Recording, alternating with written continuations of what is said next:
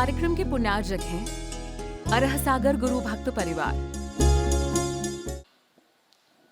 जैन दर्शन में कर्मवाद पर बड़ा गहरा विमर्श किया गया है। जैन कर्मवाद को यदि हम समझें तो हम अपने जीवन की सारी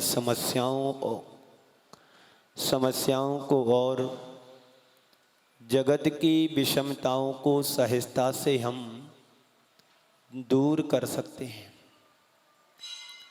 जैन कर्मवाद कहता है कि प्रत्येक प्राणी के पास 3 मौलिक शक्तियां हैं,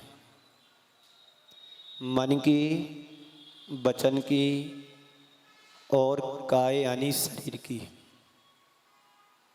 मन, वचन और शरीर के माध्यम से हमारी आत्मा में निरंतर एक प्रकार का वाइब्रेशन होता रहता है, कंपन होता रहता है। उस कंपन के निमित्त से हमारे पास रहने वाले कर्म के परमाणु समूह कर्म के रूप में परिवर्तित हो जाते हैं। जब व्यक्ति राग द्वेष मोह करता है तो पुद्गल जो परमाणु हमारे आसपास हैं, आत्मा के आसपास हैं, शरीर के आसपास हैं, वो फिर क्या होते हैं, कर्म के रूप में बदल जाते हैं। फिर वो आत्मा से जुड़ जाते हैं और वे ही कालांतर में जाकर के अच्छा और बुरा फल हमारे लिए देते हैं। मन वचन काय की जब शुभ प्रवृत्ति होती है तो उस समय जुड़ने वाले कर्म शुभ कर्म होते हैं, वे शुभ होते हैं, जिन्हें हम पुण्य भी कहते हैं। और जब मन वचन काय की जब अशुभ प्रवृत्ति हमारे द्वारा होती है तब उससे जुड़ने वाले जो अशुभ कर्म होते हैं, जिन्हें हम पाप के रूप में समझते हैं, जानते हैं, कहते हैं।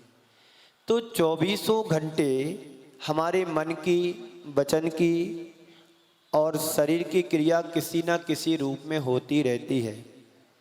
इस क्रिया के प्रतिक्रिया स्वरूप अच्छा और बुरा फल हमारे लिए आत्मा से जुड़ता है, फिर उससे हमको प्राप्त होता है। यह क्रम एक दिन का नहीं है, एक समय के लिए नहीं है, अनवरत रूप से चलता रहता है। कर्म बंधन की यह प्रक्रिया एक पल को भी रुकती नहीं है। 24 घंटे प्रति क्षण प्रति पल एक कर्म हमारी आत्मा से बंध रहे हैं, जुड़ रहे हैं और कर्म आश्रव आ रहा है, बंद हो रहा है, निरंतर चल रहा है। चाहे हम उठते हैं, बैठते हैं, सोते हैं, खाते हैं, पीते हैं, जागते हैं, कुछ भी क्रिया करें, निरंतर कर्मों का आश्रव हो रहा है, बंधन हो रहा है। ये क्रिया कब तक चलेगी कुछ पता है? जब तक हम सोए रहेंगे, जागेंगे नहीं, तब तक ही हमारी चेतना से क्रियाएं चलती रहेंगी। जब व्यक्ति आध्यात्मिक चेतना जागृत होती है तो वह अपनी प्रवृत्ति को नियंत्रित करता है। जब प्रवृत्ति को नियंत्रित करता है तो उसकी प्रतिक्रिया स्वरूप बनने वाले कर्म स्वयं नियंत्रित हो जाते हैं। एक कर्म ही है जो हमारी आत्मा की शक्ति को बाधित करते हैं। हमारी आत्मा के ऊपर 8 कर्म हैं। कितने कर्म हैं? 8 कर्म हैं जो हमारी समग्र चेतना को प्रभावित करते हैं। ज्ञानावर्णी, दर्शनावर्णी, वेदनी, मोहिनी, आयु, नाम, गोत्र और अंतराय। ये थोड़ा समझने की जरूरत है। यदि हम इन्हें समझ गए तो जीवन का सारा रहस्य हमारे सामने खड़ा हो जाता है। ज्ञानावर्णी कर्म किसे कहते हैं पता है आपको? जो हमारे ज्ञान को ढांकता है।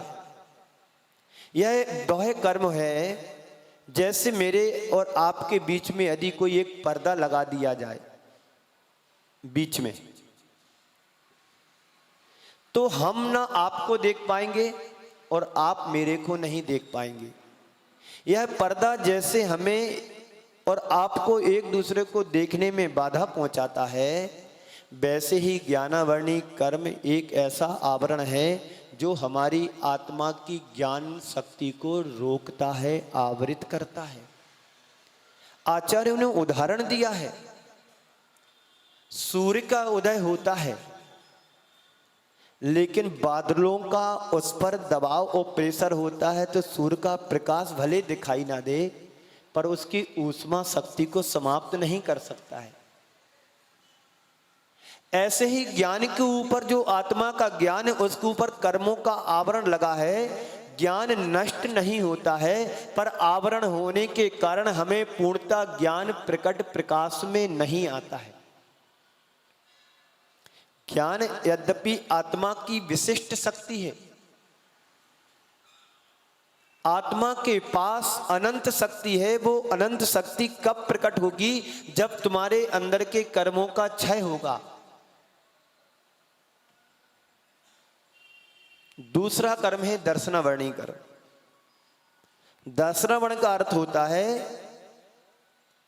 जैसे आप यहां बैठे हैं, यदि दरवाजे पर कोई माली बैठा हो और आप दर्शन करने के लिए अंदर आना चाहते हैं और माली आपको गेट पर रोक दे कि आप अंदर दर्शन करने नहीं जा सकते हैं, तो ऐसे ही दर्शनावरणी कर्म प्रतिहारी की तरह आत्म दर्शन से वंचित करता है, हमारी देखने की शक्ति को नष्ट करता है। वो दर्शनावरणी कर्म है। तीसरा कर्म है वेदनी, जो हमें सुख दुख की अनुभूति कराता है। कभी दुखी करता है तो कभी सुखी करता है, कभी अनुकूल परिस्थिति को निर्मित करता है तो कभी प्रतिकूलताएं निर्मित करता है। ये सब वेदनी कर्म का कार्य है जो प्रतिपल कभी सुखी कभी दुखी हमें बनाता रहता है। इस कर्म के लिए उदाहरण दिया है, एक तलवार होती है, तलवार पर यदि चाशनी लगा दी जाए तो तलवार को चाटने वाला व्यक्ति की जिह्वा भी कटेगी और मीठा भी लगेगा। ऐसे ही हमारे कर्म हमें कभी सुखी बनाता है, वो चाशनी हो गई, और कभी दुखी बनाता, वो तलवार से कटने वाली जीभ हमारी जो है वो दुखी करती है।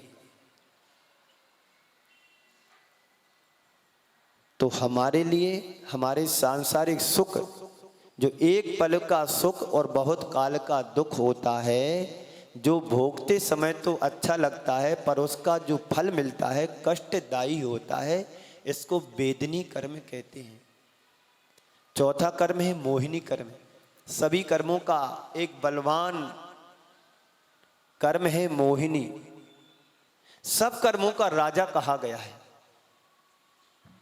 जैसे आप घर के मुखिया होते हैं ना, ऐसी मोहिनी कर्म 8 कर्मों से कर्मों का राजा है। इस सबसे खतरनाक कर्म है।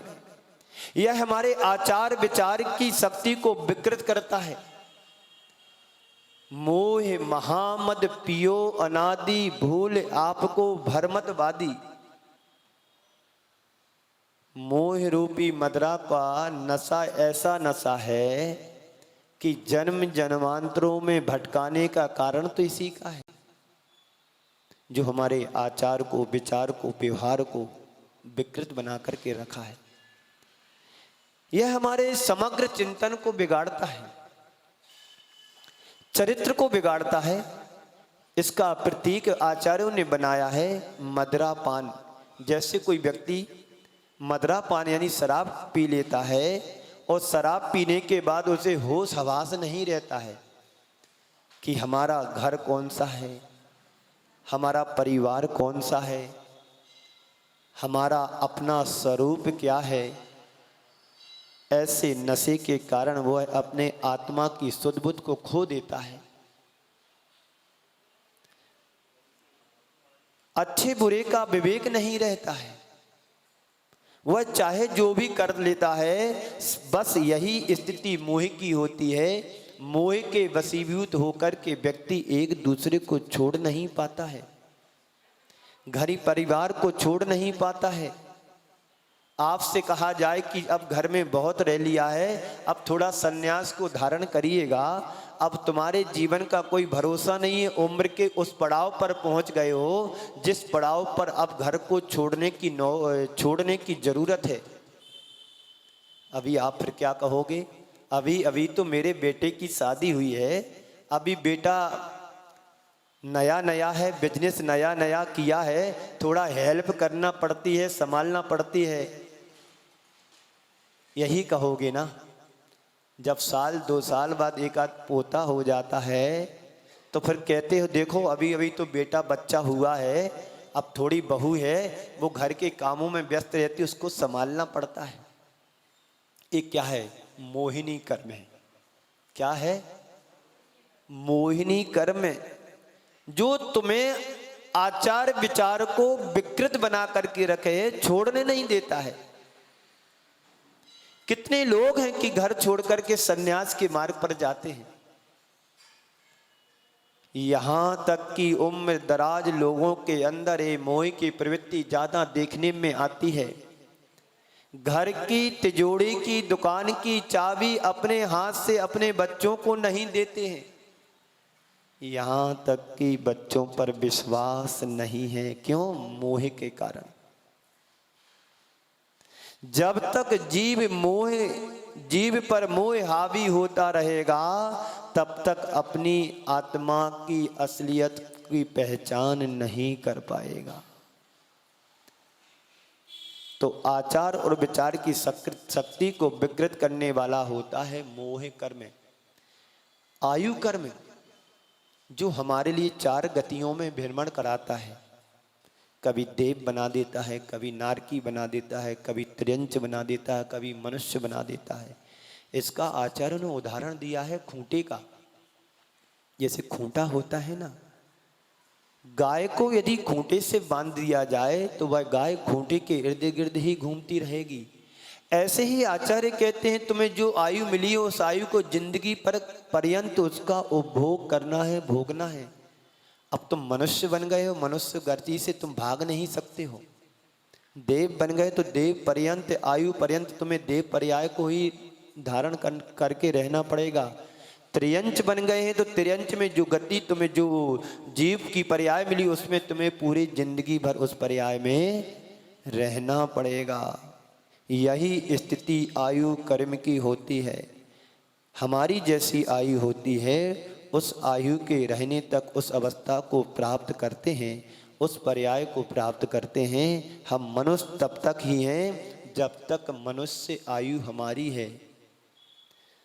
6वां है नाम कर्म। संसार में जितने भी प्राणी हमें देखने में आते हैं वे सब अलग अलग दिखाई देते हैं। नाम कर्म का क्या काम है? कोई सुंदर बनता है, कोई कुरूप बनता है, कोई आकर्षक होता है, कोई अच्छी छवि वाली होता है, कोई लंगड़ा लूला होता है, कोई कुंवड़ वाला होता है, कोई अष्टावक्र जैसा होता है। ये सब क्या है? नाम कर्म का खेल है। किसी को देखते ही बात करने का मन हो जाता है और किसी को देखते ही ऐसा होता है जी पता नहीं कहाँ से आ गया, कब जाएगा यहाँ से, सब मन नहीं हो रहा है। ये सब नाम कर्म के भाव हैं। गोत्र कर्म जो तुम्हें उच्च और नीच कुल को प्राप्त कराता है। कुलीन या अकुलीन घर में उत्पन्न करना, जैसे कुमार विभिन्न प्रकार के बर्तन बनाता है, घड़ा भी बनाता है, सकोरा भी बनाता है, कुल्हड़ भी बनाता है और भी दीपक भी बनाता है। एक घड़े में यदि शराब रखते हैं तो वो निंदनीय पात्र बन जाता है, और उसी घड़े से यदि हम मंगल कलश का रूप दे देते हैं, जल भरते हैं, तो सबके आदर का पात्र बन जाता है। एक गोत्र कर्म है। और अंतिम कर्म है अंतराय कर्म। सभी समझते हैं विघ्नकरण अंतरायस्य, अच्छे कार्यों में विघ्न डालना क्या है? अंतराय कर्म है। अंतराय कर्म हमारी शक्ति को प्रभावित करता है। वह हमारे किसी भी कार्य में उत्साह को रोकता है, उल्लास को रोकता है। ये मूल 8 कर्म हैं जो हमारी आत्मा की शक्ति को किसी न किसी रूप में प्रभावित करते हैं।